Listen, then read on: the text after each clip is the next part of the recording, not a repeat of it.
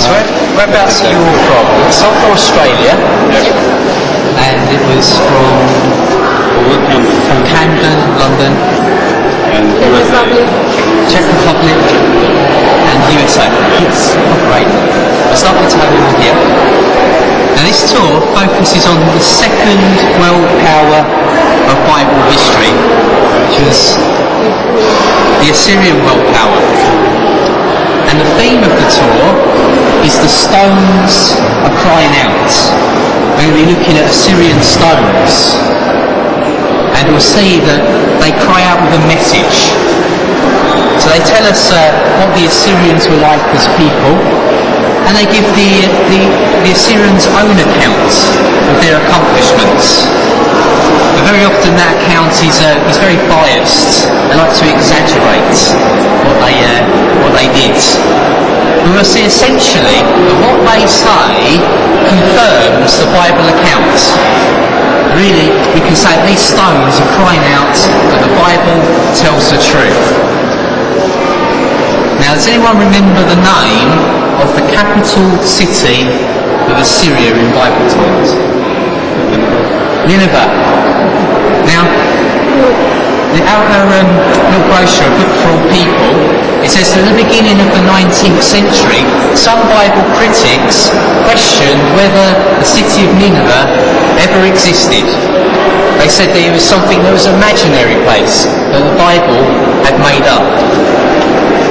Then in the mid-19th century, French and British archaeologists digging at a place called Kayunik in northern Iraq, near the city of Mosul, it's the other side of the river Tigris to Mosul, they found the ancient city of Nineveh. Now, if you think of a Bible character that actually went to the city of Nineveh,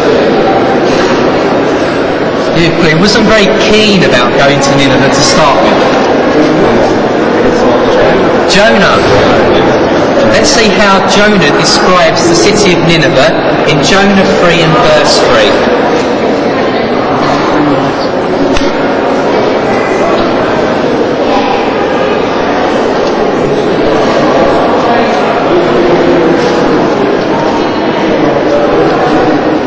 Jonah 3 and verse 3.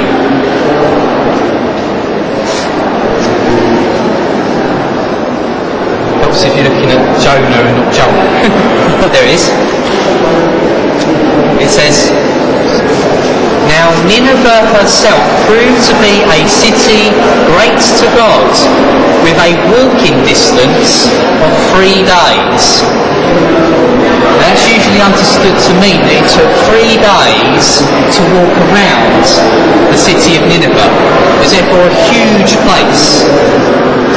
Now when archaeologists found the city of Nineveh, they said, well no, it's not that big, it's actually quite a small place.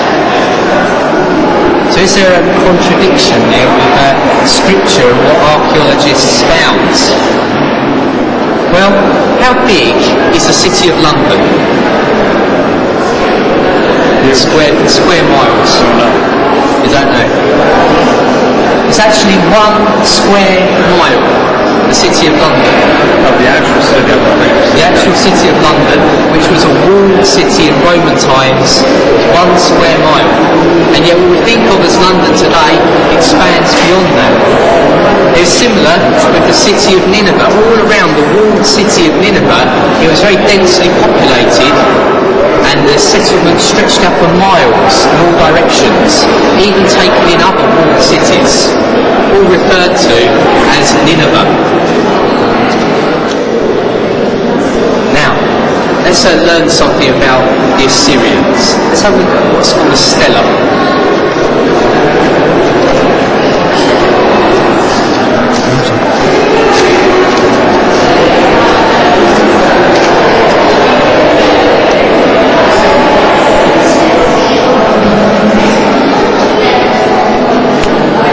It's a stela with the image of an Assyrian king, and these were positioned outside of Assyrian temples.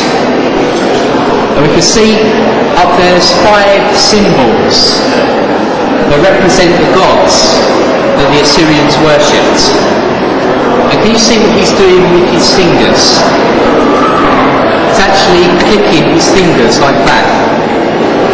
Now for the Assyrians, that was a sign of respect. So to show respect to his gods, he's clicking his fingers.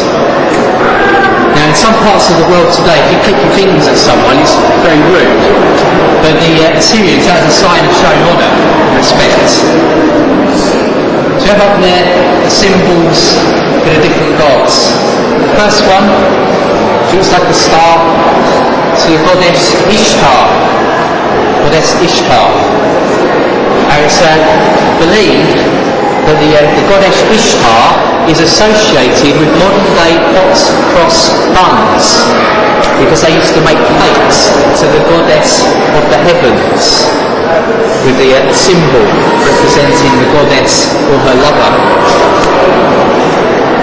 The next one, it's like an E shape, is a thunderbolt, the symbol of the storm god called Adon. Adon. Adon's a month, isn't it? It must be Adon. Adon is the name of the thunder god, the storm god. The next one's the moon god Sin. And then there's the sun with look at this, the sun god Shamash. And then there's a helmet or a hat with three horns, which represents the national god of Assyria called Ashur. Now can you see what the king's wearing around his neck? He's wearing a cross. Now, you're surprised to see that he's wearing a cross around his neck? Because that custom of wearing a cross around one's neck goes way back into Mesopotamian times, doesn't it? Long before Christianity. Now Jonah, when he had to go to Nineveh, he found that very daunting, didn't he? He didn't want to do it. In fact, he ran off in the opposite direction, didn't he? He got on a boat and sailed in the opposite direction. Why was he so scared of going to Nineveh? Let's have a look this way.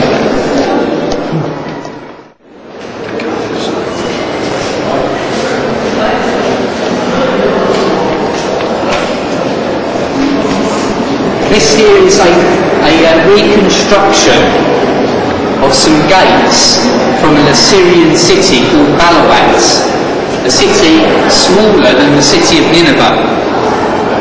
And you can see that these gates are huge. The actual copper bands from the gates are over there, the real ones. And this is the reconstruction. Now, have you got any houses in your territory with gates that big?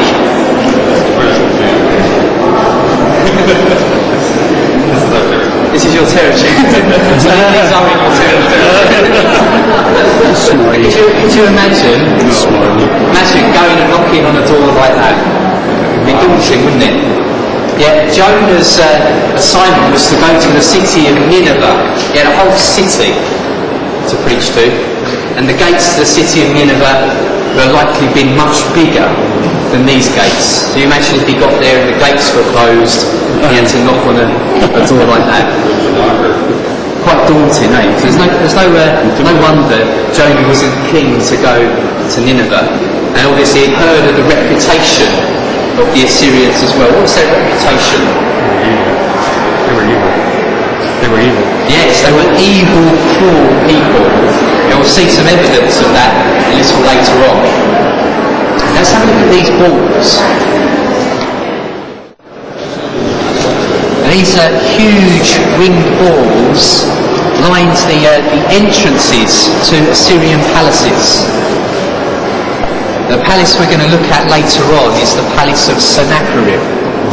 And the winged balls going into Sennacherib's palace were much bigger than these ones, and there were about 12 pairs of them. Now it was believed that if someone went through these two balls with false bad thoughts against the king, that the balls would come to life and attack the person. That's why they were there, to protect the palace. You see they've got 5 legs, indicating they can run fast perhaps. Now we have a look there at something very famous you'll probably recognise.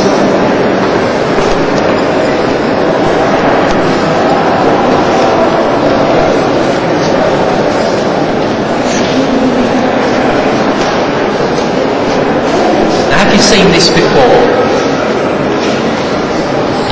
Something that's been pictured many times in our publications. It depicts a person here bringing tribute to the king of Assyria. According to the inscription above, it's Jehu, or a representative of Jehu, that's bringing this tribute to the king of Assyria. And we're familiar with Jehu, aren't we, from the Bible accounts. Now what we're going to do is we're going to see how many people are with him bringing tribute.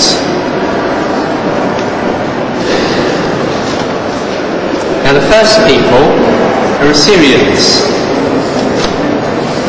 Once we get to here, we start seeing the people that have come with him to bring tribute, as they're depicted as being shorter than the Assyrians, inferior, and they're also holding gifts, whereas the Assyrians have got their weapons. So let's go around and count how many people have come with Jehu or his representative. So we've got 1, 2, 3 on this side.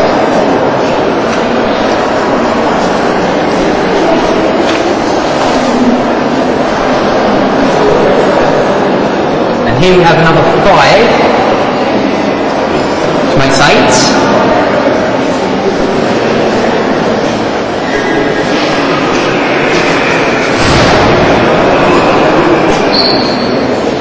And how many do we have here?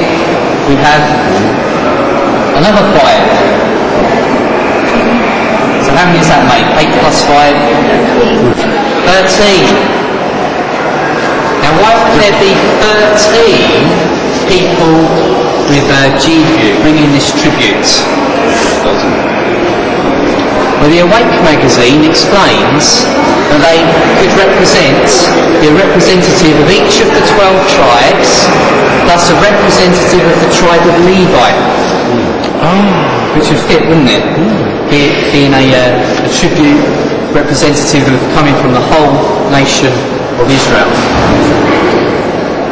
And this kind of thing here, this obelisk, is the kind of thing that was found in Assyrian palaces, and the writing on it reports the accomplishments of the Assyrians.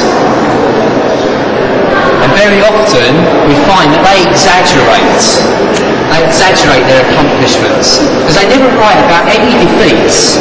It's always victories. They never mention their defeats. They're always victorious spectacularly.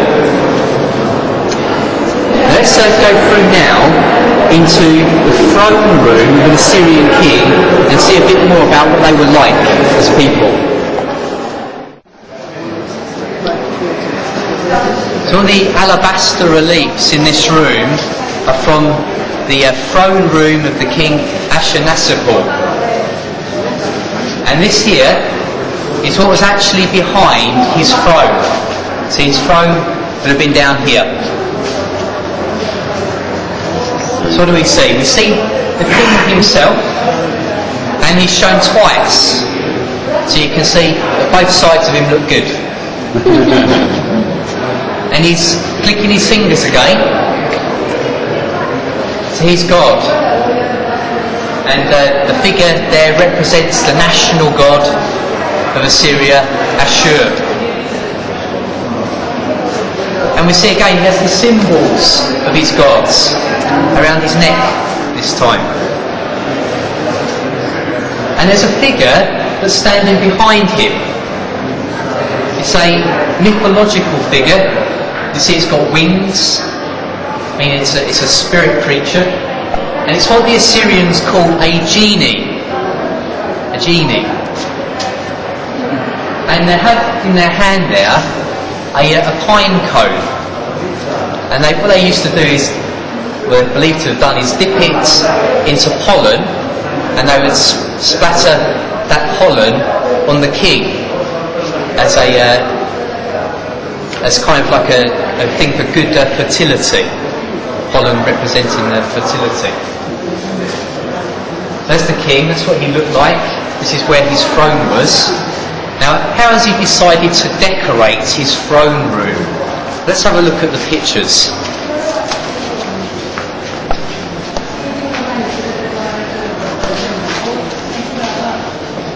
You see that everywhere we look in this room, there's images of violence, images of battles, of conflict. And we see up there what represents the god Ashur, the national god of the Assyrians. And can you see the difference between how he is over there to how he is over there? Over there he's going like that, isn't he? Which is a gesture apparently which means he's happy. Whereas over here he's firing an arrow. So they're going into war, and the god is there fighting with them. Also, as they go into battle, they take with them standards, religious standards, with the symbols of their gods with them. So we see a connection there, don't we, between going into war and the idea that God is there supporting the battle, fighting for them. Has that been similar in modern times? It's been true in modern times, hasn't it? When an army's been going into war, the religious leaders have said, God is on your side. And the Assyrians were saying something very similar, that God is on their side. There's an interesting quote found in the Insight book. It says, the priests were incessant fomenters of war. They were supported largely from the spoils of conquest, of which a fixed percentage was invariably assigned them before others shared. So warfare in Assyria was often instigated by the priests because they benefited from the spoils. So what kind of people were the Assyrians like? Let's have a look at some of these. As we go along and look at these, you'll see there's lots of violence portrayed. You'll see the figure here, he's lost his head. You'll see lots of figures like that when you look at the Assyrian reliefs, because they love violence. In fact, there's a quote from an Assyrian king, and this is what he says. This is actually the Assyrian king whose throne room we're standing in. He says, I built a pillar over against his city gate, and I flayed all the chief men who had revolted. What does it mean to flay?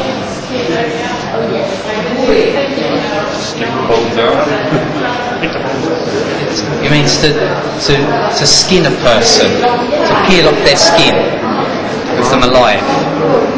I flayed all the chief men who had revolted, and I covered the pillar that he had built with their skins. Some I walled up within the pillar, some I impaled upon the pillar on stakes, and I cut off the limbs of the officers, of the royal officers who had rebelled. Many captives from them I burned with fire, with many I took as living captives. From some I cut off their hands and fingers, and from others I cut off their noses, their ears and their fingers, and many I put out their eyes. I made one pillar of the living and another of heads, and I bound their heads to posts around the city. It goes on. They loved violence, the Assyrians, and they had a reputation for being violent. So it's no wonder Jonah wasn't keen to go to Nineveh with this sort of reputation.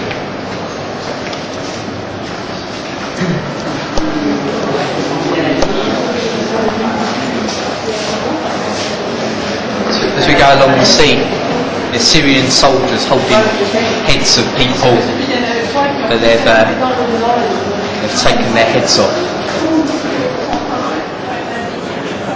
Now we're going through 2 balls here. So remember, no bad thoughts, because they might come alive and hit you.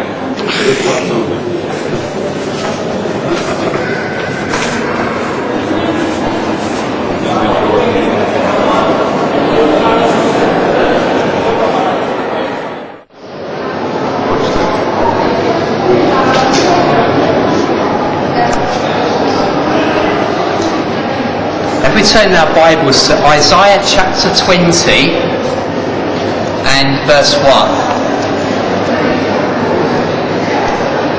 We see that it names an Assyrian king. Isaiah chapter 20 and verse 1. It says, "In the year that Tartan came to Ashdod, when Sargon, the king of Assyria, sent him." So the Bible there, in that one verse, names a king of Assyria called Sargon. Now for years, critics said that the Bible was wrong, it was mistaken, that there never was a king called Sargon of Assyria. And then French archaeologists, they found Sargon's palace, and he's now one of the best known of all the Assyrian kings. So when critics criticise the Bible and say it doesn't tie in with history, isn't confirmed by history, do we need to be concerned? We don't, do we? Because again and again this has happened, hasn't it? Things have been found which have confirmed the Bible's record. Now over on the right there, we see 2 figures, Sargon and Sennacherib. The figure of Sargon, who Bible critics said never existed. Now these 2 balls behind me here are from the palace of Sennacherib. Now Sennacherib is a very interesting Assyrian king because he figures very prominently in a Bible account. These are huge, colossal wing balls are from his palace. Now, can you see the size of the space there under the belly of the winged ball? Now, some of these winged balls were incredibly big, much bigger than these ones. So much so that slab there is from under the belly of a winged ball. So can you imagine the size of the winged ball that had that slab under its belly compared to that? Must have been massive, mustn't it? And the inscription on this slab is very, very interesting because it describes an account which we read about in the Bible. They're coming nice and close.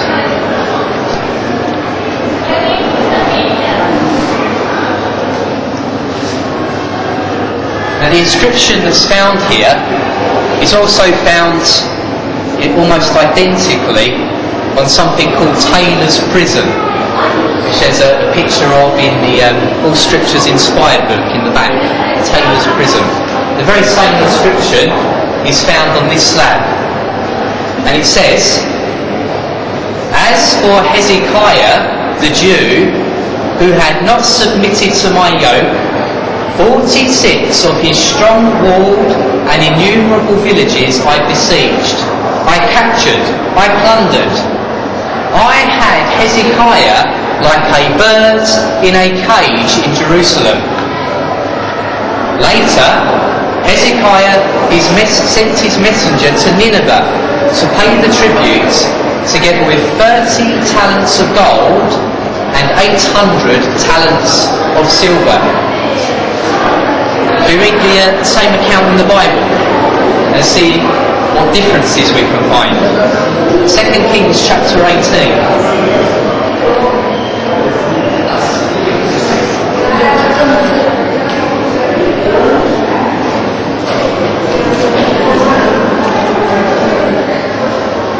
Verses 13 and 14. Reads there, "And in the 14th year of King Hezekiah, Sennacherib, the king of Assyria, came up against the fortified cities of Judah and proceeded to seize them.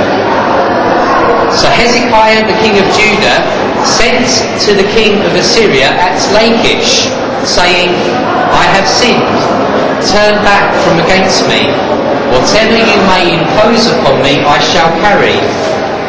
Accordingly, the king of Assyria laid upon Hezekiah, the king of Judah, 300 silver talents and 30 gold talents."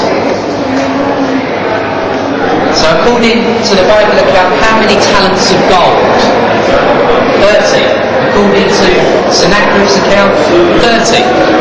How many talents of silver? 300. According to Sennacherib, 800. Now we expect that, don't we? Before we find in the Assyrian records them to exaggerate. So he got 300, he says 800. There's also another difference.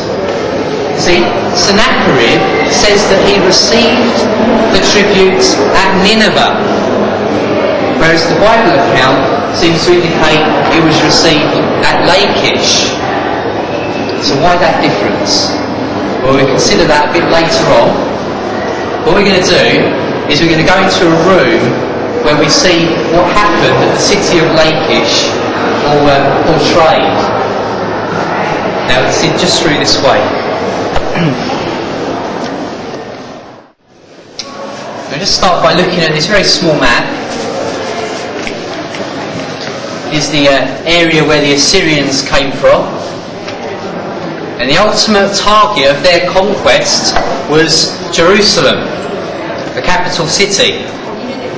But first of all, they went down through Phoenicia and they took all of the cities and villages along the coastal areas, and finally they got to Lachish. Now, why did they want to take Lachish first before they went to Jerusalem? Well, one reason is that if they took Lachish, they could cut off any help that the Israelites might get from Egypt. That's where the main roads would go through, from Egypt to Jerusalem. So they could cut off any help from the Egyptians before they went to Jerusalem, their ultimate target. So what happened at the city of Lachish? Well, the Bible doesn't describe what happened there, but the Assyrians, they portray very graphically what happened at the city of Lachish. Let's have a look.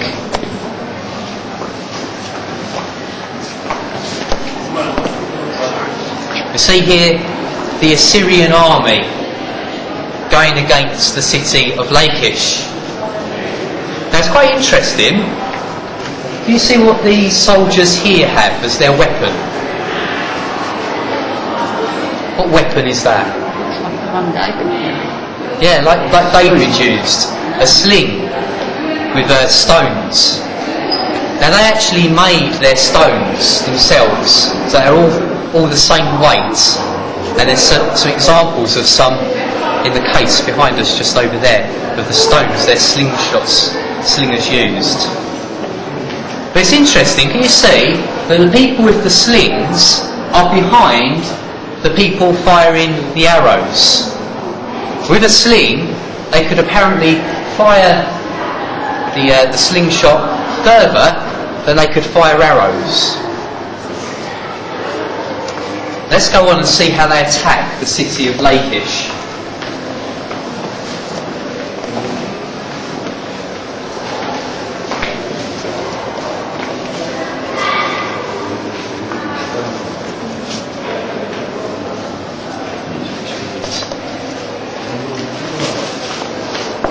Now can you see what this is here?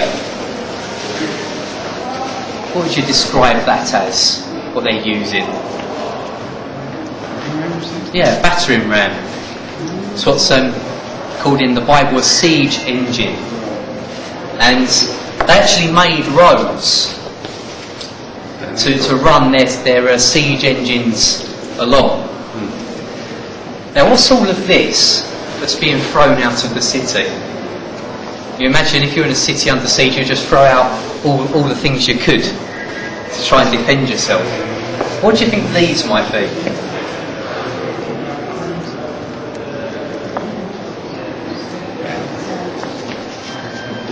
They're actually bundles of burning wood or straw, torches. So what they're hoping to do is set alight the battering ram, which is made of wood. But what do you think this is here? What do you think that might represent? Water. In some of the other reliefs you see people swimming through water, and that's how they show the water to look, these sort of wavy lines. So they've got like defences there for their battering ram to protect it from the fire. So they're shooting water at animals. So they're keeping it all sort of dampened down. And this battering ram, it wasn't so much for ramming with a large impact, but they could use it to prise bricks off the city wall. So there's quite a lot of control involved in how it worked. So here we see people defending the city. One has a bow and arrow. Some of the others have got stones to throw at the invading army.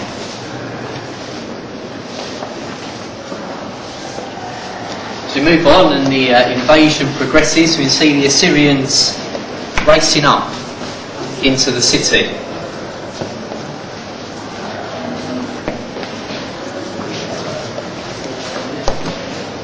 And then we see the Assyrians going away with their spoils. Many of the Lanchishites were captured and taken into exile in different parts of the Assyrian Empire. And while we're here, we just want to take a note of the hats that the Lanchishites are wearing. You see their hats? It's a distinctive Lanchishites hat. And later on, as we look at some other reliefs, we'll see if we can find the people wearing those hats. We'll find out what they get up to later on when they're slaves in Assyria.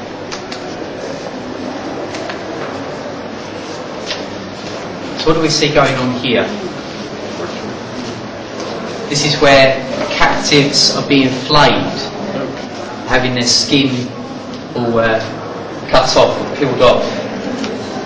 And who are they making watch? They're making the children watch. Why do you think they made the children watch? Get them immune to it. Good training. Yes. They wanted to put fear into their hearts. They're going to be taking the children away to be slaves, and they're sending the message to them that we're the boss. No one ever messes with us. Now over here we have some of the elders from the city of Lachish, and they're kneeling down here. And who are they kneeling down to? The king of Assyria. And some others of the prominent ones there are being executed. And the inscription here confirms that this is the city of Lachish that's being under siege, and that the king is called Sennacherib. Now it's interesting that Sennacherib's face has been smashed off. You see that? Looks like someone quite deliberately has broken off his face. Now later on we'll consider why that might have happened.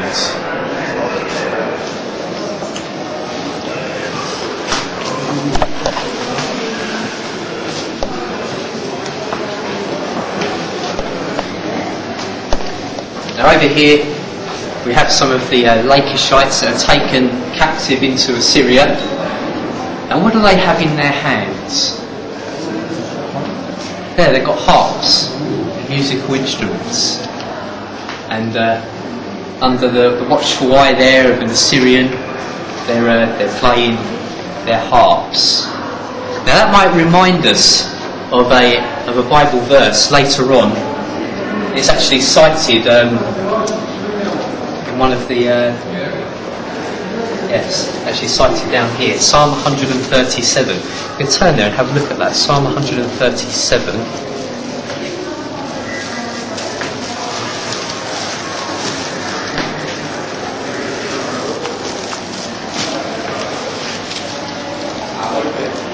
This describes the Israelites when they were captive in Babylon later on. It's interesting, it says, by the rivers of Babylon, there we sat down, we also wept when we remembered Zion, upon the popular trees in the midst of her, we hung our harps. For those holding us captive asked us for the words of a song, and those mocking us for rejoicing. It seems the Assyrians did something similar, in a way mocking them. So sing one of your songs of Zion.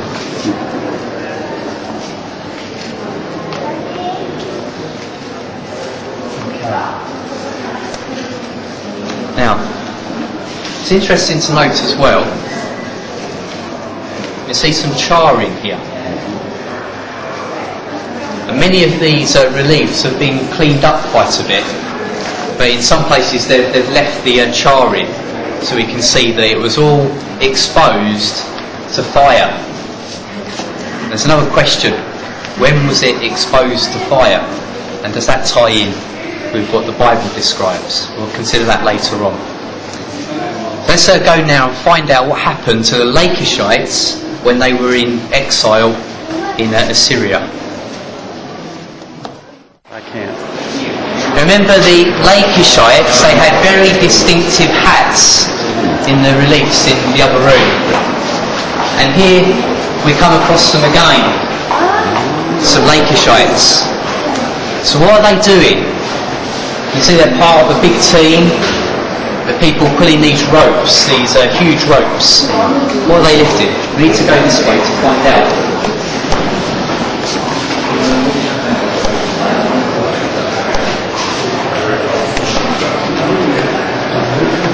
It'd make more sense if they had the stones around the right way.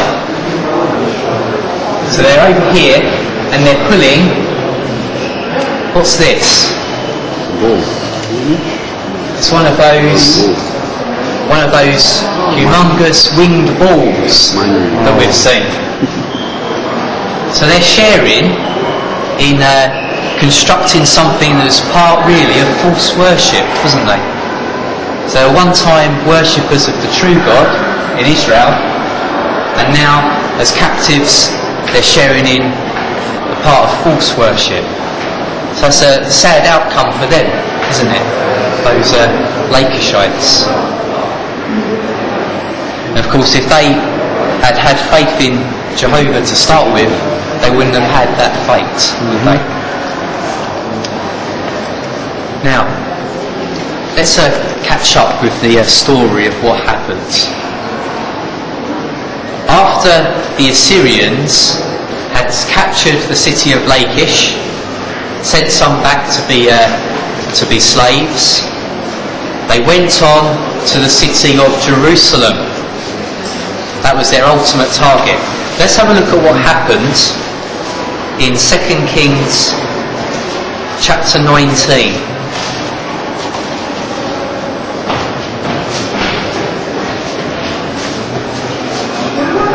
2 Kings chapter 19.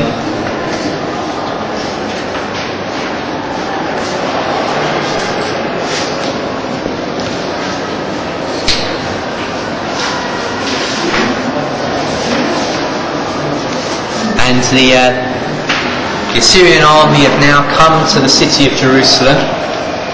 The faithful King Hezekiah, he beseeches Jehovah God, doesn't he, about the problem. And in verse 32, there's a message from the prophet Isaiah. It says there, "That is why this is what Jehovah has said concerning the king of Assyria. He will not come into this city, nor will he shoot an arrow there, nor confront it with a siege, nor cast up a siege rampart against it. By the way which he proceeded to come, he will return, and into this city he will not come, is the utterance of Jehovah." So that was the message of the prophet Isaiah. The king of Assyria is not coming in to Jerusalem. So what happens? In verse 35 it says, "And it came about on that night that the angel of Jehovah proceeded to go out and strike down 185,000 in the camp of the Assyrians. When people rose up early in the morning, why all of them were dead carcasses. Therefore Sennacherib, the king of Assyria, pulled away and went and returned, and he took up dwelling in Nineveh." So when we read the inscription on that huge slab, it didn't mention anything about that, did it? The defeat. But the Assyrians, they nowhere mention defeats, do they? Only their victories. Remember what he said? He said he had Hezekiah like a bird in a cage in Jerusalem. And then he goes on to talk about the tribute that he got, doesn't he? Whereas he got the tribute before he went to Jerusalem. But he's making it sound by saying he got the tribute after that he had been victorious in Jerusalem. Trying to cover up what really happened. That's the reason why he said the tribute was received at Nineveh, because that would indicate that he was victorious, whereas he went back there after a defeat. So another question we asked was, why is his face broken off? Let's read on and see what happens there in verse 37. "And it came about that as he was bowing down at the house of Nisroch his god, Adramelech and Sharalezer his sons themselves struck him down with the sword, and they themselves escaped to the land of Ararat, and Esarhaddon his son began to reign in place of him." When he got back, he had time to construct his palace, and then there was a revolt in which his own sons took his life. So it's likely during that revolt that his face was smashed off, because he was obviously hated at that time, even by his own sons. He was hated, and it's probably understandable that he'd be hated after going back to Assyria after having lost all those soldiers. Can you imagine all the mother-in-laws saying, "What happened?" He probably wasn't very popular after that, was he? Now again, if we look over here, we can see the stones are charred because of the fire.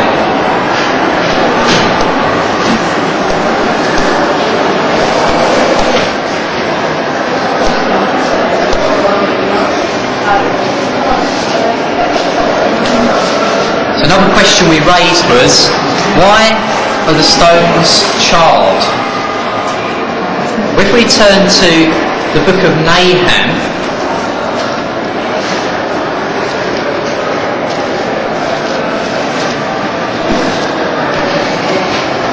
just before Habakkuk, if that helps. And first of all, just read the opening few words of the book of Nahum. Let's find out what the book's about. It says, "The pronouncement against Nineveh." It's a pronouncement against Nineveh. Let's turn forward to chapter 3 and verse 1 and see there how it describes Nineveh. It says, "Woe to the city of bloodshed." Now, was Nineveh a city of bloodshed? We saw but they depicted violence everywhere, don't they, in their reliefs? They seem to love violence. Let's have a look over here.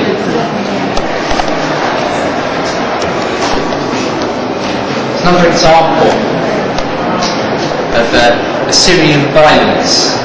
You see this character here is just about to lose his head. Sometimes they would take captives back to Nineveh just to execute them there, because they loved violence. Let's see what Nahum prophesies about the city of Nineveh. Verse 13 of chapter 3, and the last sentence there, it says, "Fire will certainly devour your baths. Water for a siege draw out for yourself, strengthen your fortified places, get into the mire and trample down in the city, grab hold of the brick mould, even there fire will devour you." You see, the pronouncement against the city of Nineveh involved fire. The city was going to be burnt. And there's evidence there, isn't there, on the stones we're looking at, that the city of Nineveh was burnt. And some of the soldiers here returning back, and they go all the way back to Nineveh, carrying the heads of the people that they've killed, as well as all the spoil. And when they get back, they see scribes, and they have to give them the spoil and the heads to show what they've each individually accomplished. And then afterwards, that spoil will be distributed out. And who got it first? The priests. The priests got it first. Those who were the instigators of warfare.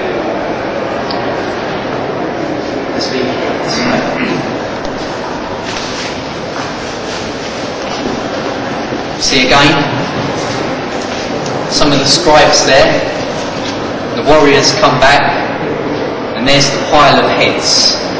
So they're doing a kind of head count to see how effective each warrior has been. Now something similar happened in modern warfare, the counting of kills. You've seen on the sides of aeroplanes how they do that, they keep a tally, don't they?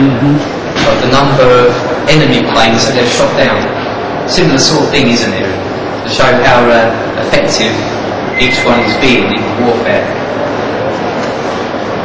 So what we see as we look at these Assyrian stones, we can see that effectively they confirm the Bible account, especially as we look at that account of Sennacherib, what happened at Lachish. They confirm effectively what happened. There's some differences in the way the Assyrians tell the story, but that's explained by their having to exaggerate everything, and by the fact that they never record their defeats, only their victories. Don't they? Not good for morale, is it? No, it's not good for morale to record the defeats. So we've seen why Sennacherib's slaves might have been mutilated. We've seen why there's char marks on the stones, which is evidence, isn't it, of the fulfilment of Bible prophecy, the detail in that prophecy. So I hope you all enjoyed what we looked at. And has anyone got any easy questions for me? Actually, that's they might be in the from room. So